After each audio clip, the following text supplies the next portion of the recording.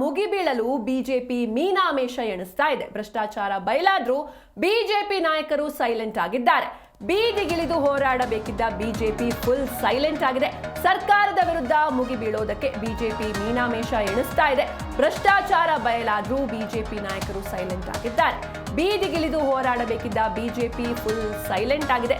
OST ಲಂಚ ಪಡೆಯುವಾಗ red hand ಆಗಿ ಸಿಕ್ಕಿಬಿದ್ದಿದ್ದಾರೆ ಸಚಿವ ಜಾರ್ಜ್. ಇನ್ನು ಕಾಂಗ್ರೆಸ್ ವಿರುದ್ಧ ಹೋರಾಟ ಮಾಡುವ ಆಸಕ್ತಿ ವಿಪಕ್ಷಕ್ಕಿಲ್ಲ.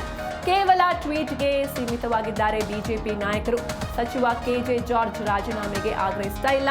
ಕಾಂಗ್ರೆಸ್ ಸರ್ಕಾರದ ವಿರುದ್ಧ ಹೋರಾಟ ಕೂಡ ನಡೆಸ್ತಾ ಇಲ್ಲ. ಇನ್ನು ಅಡ್ಜಸ್ಟ್ಮೆಂಟ್ ಆರೋಪಕ್ಕೆ ಸಾಕ್ಷಿಯಾಗ್ತಾ ಇದೆ ಸನ್ನಿವೇಶ. ಬಿಜೆಪಿಯಿಂದ ಸಾಂಕೇತಿಕ ಪ್ರತಿಭಟನೆ ಕೂಡ ನಡೀತಾ ಇಲ್ಲ.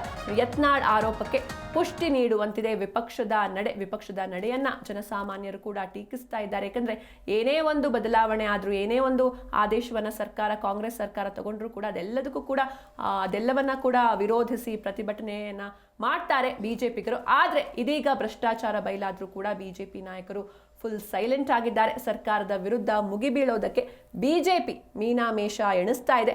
ಬೀದಿಗಿಳಿದು ಹೋರಾಡಬೇಕಿದ್ದ ಬಿಜೆಪಿ ಫುಲ್ ಸೈಲೆಂಟ್ ಆಗಿದೆ. OST ಲಂಚ ಪಡೆಯುವಾಗ ರೆಡ್ ಹ್ಯಾಂಡ್ ಆಗಿ ಸಿಕ್ಕಿಬಿದ್ದಿದ್ದಾರೆ ಸಚಿವ ಜಾರ್ಜ್. ಇನ್ನು ಕಾಂಗ್ರೆಸ್ ವಿರುದ್ಧ ಹೋರಾಟ ಮಾಡುವ ಆಸಕ್ತಿ ವಿಪಕ್ಷಕ್ಕೆ ಇಲ್ಲ. ಕೇವಲ ಟ್ವೀಟ್ಗೆ ಸೀಮಿತವಾಗಿದ್ದಾರೆ ಬಿಜೆಪಿ ನಾಯಕರು.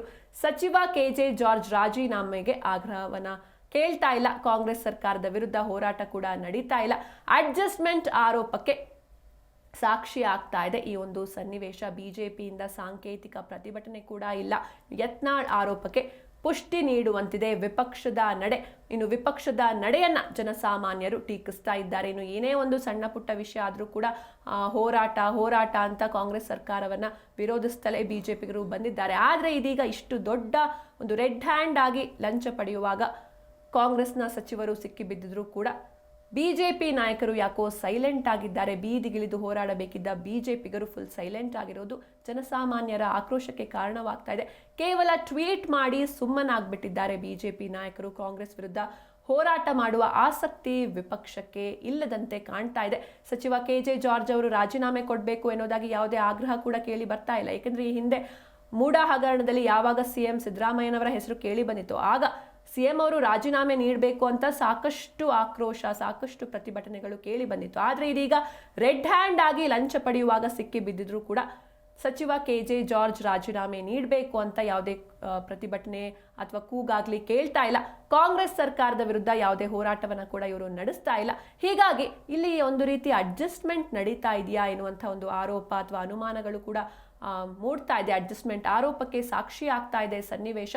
ಬಿಜೆಪಿಯಿಂದ ಯಾವುದೇ ಸಾಂಕೇತಿಕ ಪ್ರತಿಭಟನೆ ಕೂಡ ನಡೀತಾ ಇಲ್ಲ. ಯತ್ನಾಳ್ ಆರೋಪಕ್ಕೆ ಪುಷ್ಟಿ ನೀಡುವಂತಿದೆ ವಿಪಕ್ಷದ ನಡೆ. ಹೀಗಾಗಿ ವಿಪಕ್ಷದ ನಡೆಯನ್ನ ಜನಸಾಮಾನ್ಯರು ಟೀಕಿಸ್ತಾ ಇದ್ದಾರೆ.